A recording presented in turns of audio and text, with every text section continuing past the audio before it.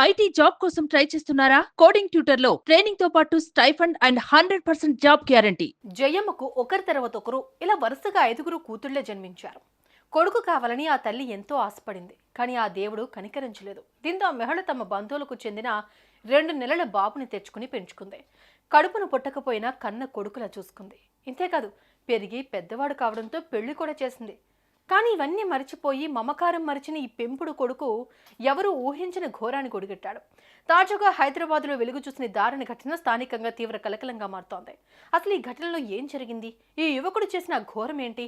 దీని వెనకాల అసలు ఏం జరిగిందో ఇప్పుడు తెలుసుకుందాం.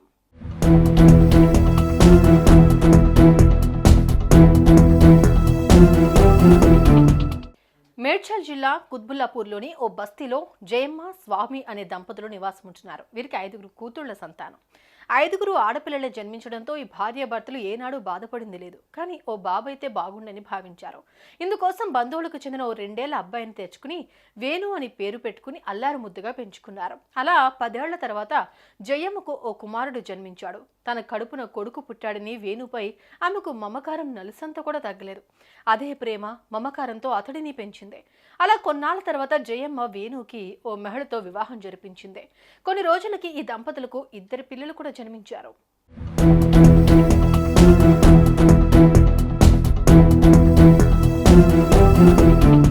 ఇదిలా ఉంటే రాను రాను వేణు మద్యానికి బానిసయ్యాడు. ఇంతేకాకుండా కట్టుకున్న భార్యను తరచూ వేధిస్తూ వచ్చాడు.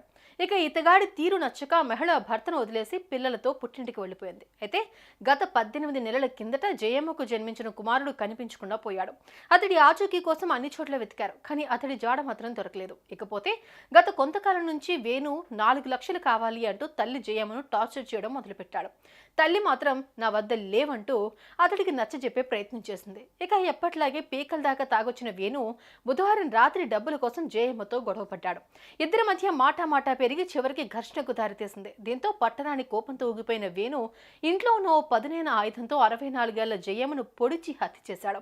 ఈ విషయం తెలుసుకున్న మృతురాలి భర్త స్వామి భార్యను ఆ స్థితిలో చూసి కన్నీరు మున్నీరుగా విలపించాడు. స్థానికులు వెంటనే అప్రమత్తమై పోలీసులకు సమాచారం అందించారు. హుటాహుటిన ఘటనా స్థలానికి చేరుకున్న పోలీసులు మృతదేహాన్ని స్వాధీనం చేసుకున్నారు. అనంతరం ఈ ఘటనపై కేసు నమోదు చేసుకున్న పోలీసులు ఎట్టకేలకు నిందితుడు వేణుని అరెస్ట్ చేశారు.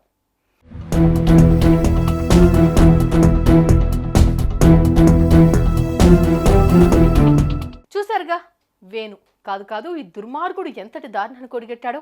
మమకారం మరిచి ఎంతో ప్రేమతో పెంచి పెద్ద చేసిన తల్లిని ఘోరాతి ఘోరంగా హత్య చేసి ఈ దారుణాన్ని కొడిగట్టాడు.